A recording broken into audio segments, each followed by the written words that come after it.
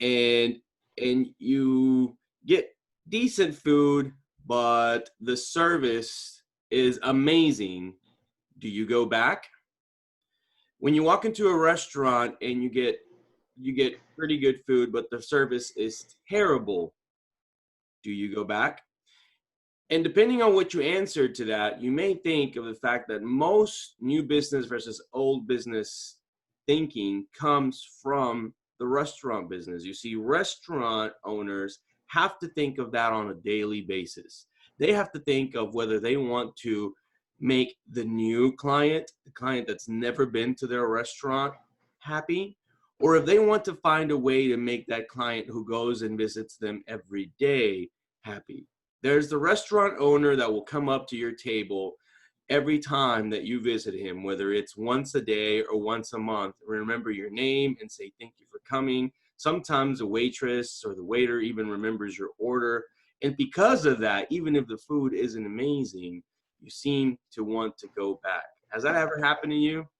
I know that it happens to me. There's a couple restaurants near my house that I know are not good restaurants, yet I go there all the time because the service is great, because the manager knows me, because they may come up and say hi, or I may have a conversation with them. And it isn't just about the food itself anymore. Now it's about the experience. Now it's about what else I'm getting out of coming to that restaurant. And in the same way, we have to think about our clients. What is their experience? And what is it that is, why is it important for us to be the managers of those experiences and give them that warm and fuzzy feeling of letting them know that we're there? You see, if you think about it, it's those people that focus on new business all the time that have the hardest time, because they're forgetting that the old business, the business that they've already built trust with and nurtured and created a relationship with, and they're leaving those behind. Think about it this way: if a restaurant owner finds the point where he only caters to old business, the new business will eventually come. Why? Because that old business will tell their friends and family. How do you know about the next best place? Think about the last time you were out hanging out with friends and y'all wanted to grab some food and somebody was like, oh my God, I know this hole in the wall. You guys have to go try it out. I know I say that all the time, and that's how I find out about new places. And that's how you want your people, your clients to talk about you. I know this great realtor, not a great restaurant. I know this great realtor. I want you guys to talk to him or her, and they're going to do this for you. And just like they did with me, or just like they followed up with me, you're going to see they do an amazing job. They're dedicated, they're committed, they are knowledgeable. You can trust these people, not like all the other realtors out there. This one is spectacular. He or she is extraordinary, and you want that. You want those people talking about you that way. The other thing that we need to consider is that there is a cost of acquisition on an old client versus a new client. Does anybody know what that means? Yeah? Okay, I see some shaking heads. Cost of acquisition means that when you acquire a new client, you're spending more money than when you nurture an old client, right? Now, in our business, if you're part of my team, it's very blatant, right? If you take a client from the pond, you're paying a referral fee off the top. That's your cost of acquisition of 25%, right? And now when you nurture that client and you tell that client and you get that client to the closing table, and that client says, hey, such and such, here's my friend, or here's my cousin, or here's et cetera, who wants to work with you, you don't pay that 25%. You actually make that 25%, because there is not a client acquisition cost at that point.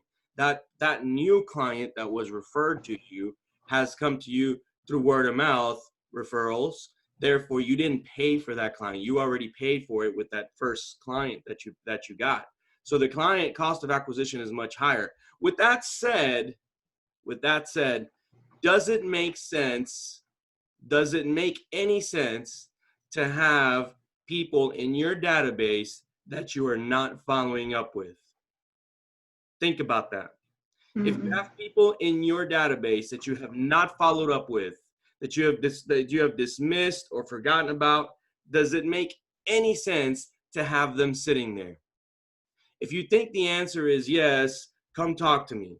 Let me show you a better way to run this, because the opposite is true. There is no sense in having people in your database that you don't follow up with, simply because those are the people that you've already invested time, either you or someone else. They've been nurtured. They've been sitting there getting ready for the time, that perfect call, so that they can convert. And guys, when it comes to converting leads, there isn't just the process of making it happen. It isn't just calling and asking for the business. It's also timing it correctly, right? If you notice, most leads will take 5 months, 6 months, a year, 2 year. We just got a listing agreement yesterday for a house on a lead that we've been nurturing for God knows how long. How long, Brandon? How long have you been nurturing that one? Are you talking about Kent? Yeah. A little bit over 3 months, 4 months now. Yeah. I mean, it wasn't just like it came in yesterday, right? And we've had to clean it up, and we've had to nurture it, and we have to go back to it, and now we're helping them pack. I mean, there's so much more to it than just here's the lead, let's go close it. So guys, let's do what we can.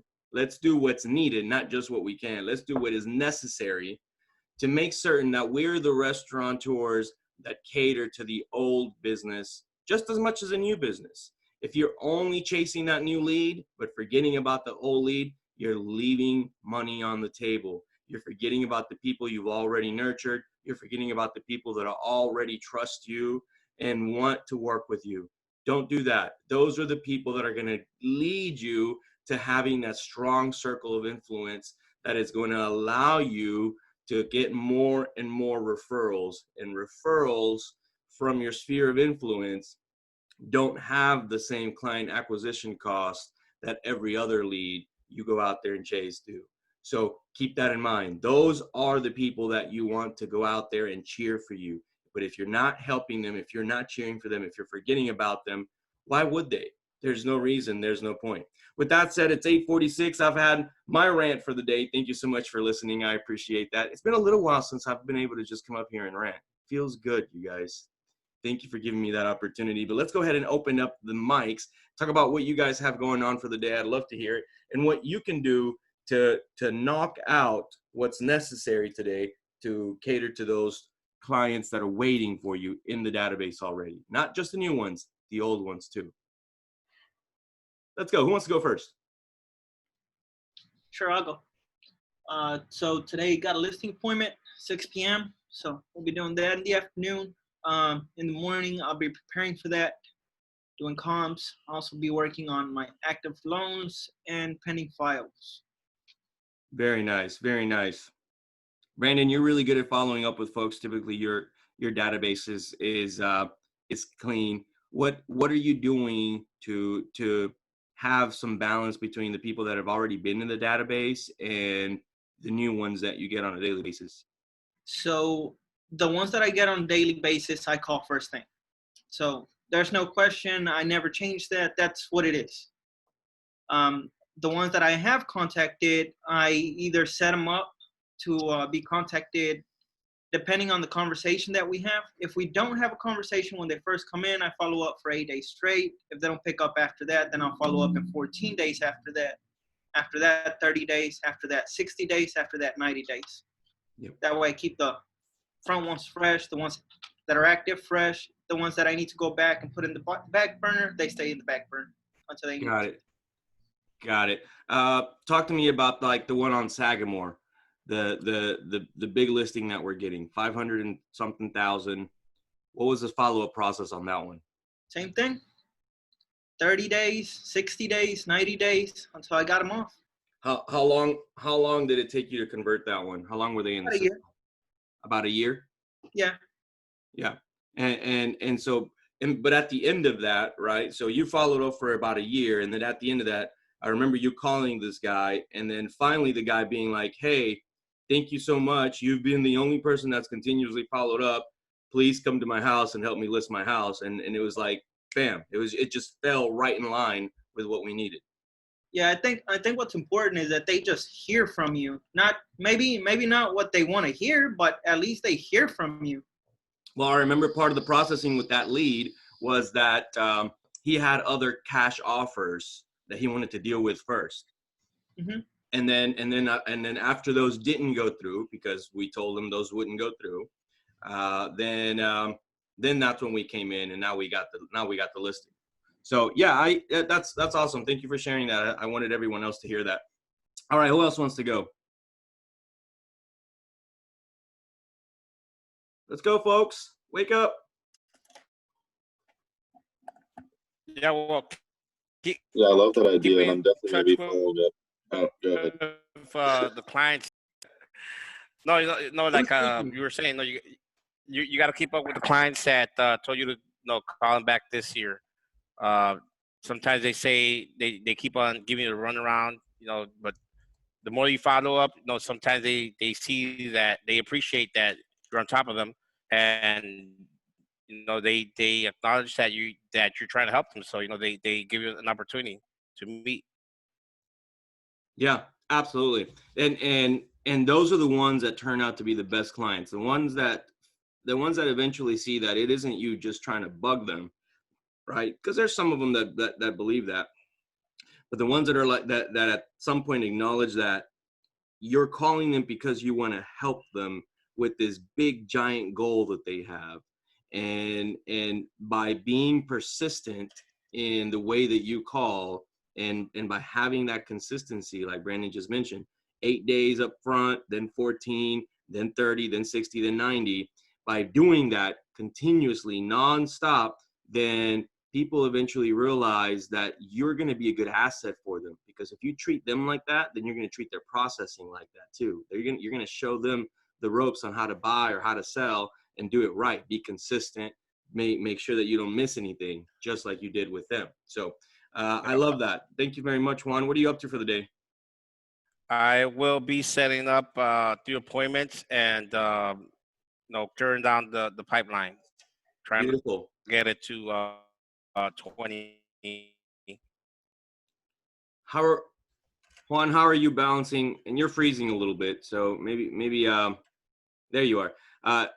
Juan, how are you balancing the new leads versus the old leads? You get a ton of both. So what are you doing? Well, what I do is I call them more than 3 times a day for the like the whole week, and the older leads I just stay in contact with them.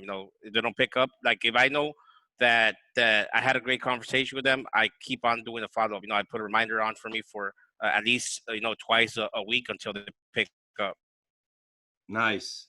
Very nice. So you're running reminders on the older leads, and then just running daily calls on the new leads, so that you can Yep. keep both of them going.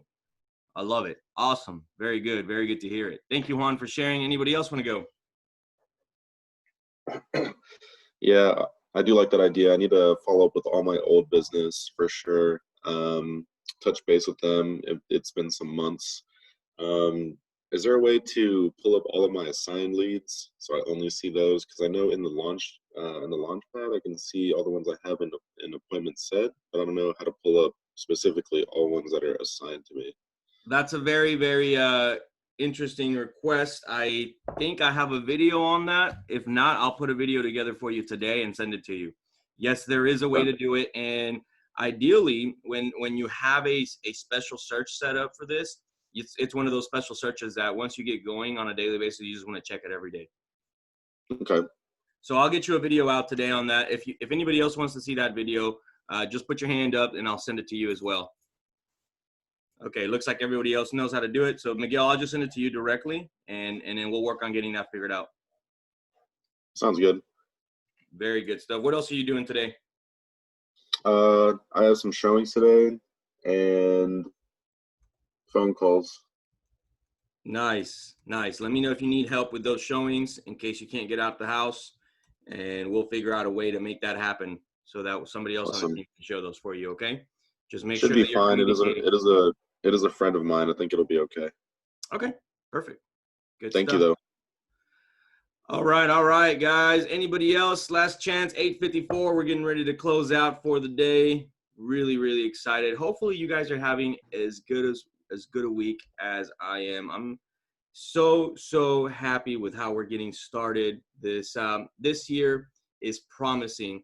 This week, you guys are going to get a chance to have our normal schedule on Friday. So Friday, we will be having a Friday regional. You'll hear from Jabron on that. Today, there's a couple of really interesting virtual meetings. One of them happens to be from Dr. Ted Jones. If you're not a fan of Dr. Ted Jones, he is one of the leading economists for Stewart Title, probably the leading economist, period, in our industry. And he's going to be on at 10 a.m. I'll be in a mastermind, but I do recommend that you guys listen to him. Just type his name on Facebook and you'll find it's being promoted through HAR, so you can also find the link on HAR as well. Really good topics, and he's going to talk to everyone about what it takes to reinvent yourself in 2021, because for most people, for the people that are going to make it this year, isn't just doing the same thing. It's reinventing and finding a way to really push through all of the noise that's out there in order to push your business forward. So definitely encourage you to listen to that today. That's at 10 a.m. It's a great speaker and someone that you want to pay attention to. But that's it. We're going to close out as always. We believe with paying our rent daily. That's rest, exercise, nutrition, thoughts. By starting with our business affirmations, we ensure that we're going to have a tremendously positive day, positive attitudes, positive thinking, bringing positive results. So here we go. Today, we're going to perform like the top performers that we are. Success and achievement come naturally to us. I always do better than I did yesterday. All of our thoughts, all of our efforts lead us to the success that we desire. There's an opportunity in everything and every person that presents themselves to me. Obstacles and challenge will come about, but they're there only to strengthen me. We choose to be happy. We love what we do. And I can't wait to see you guys again tomorrow. Thank you guys for being on a great meeting. Let's get out there. Let's knock it out. Let's have a great day. Talk to you guys next time.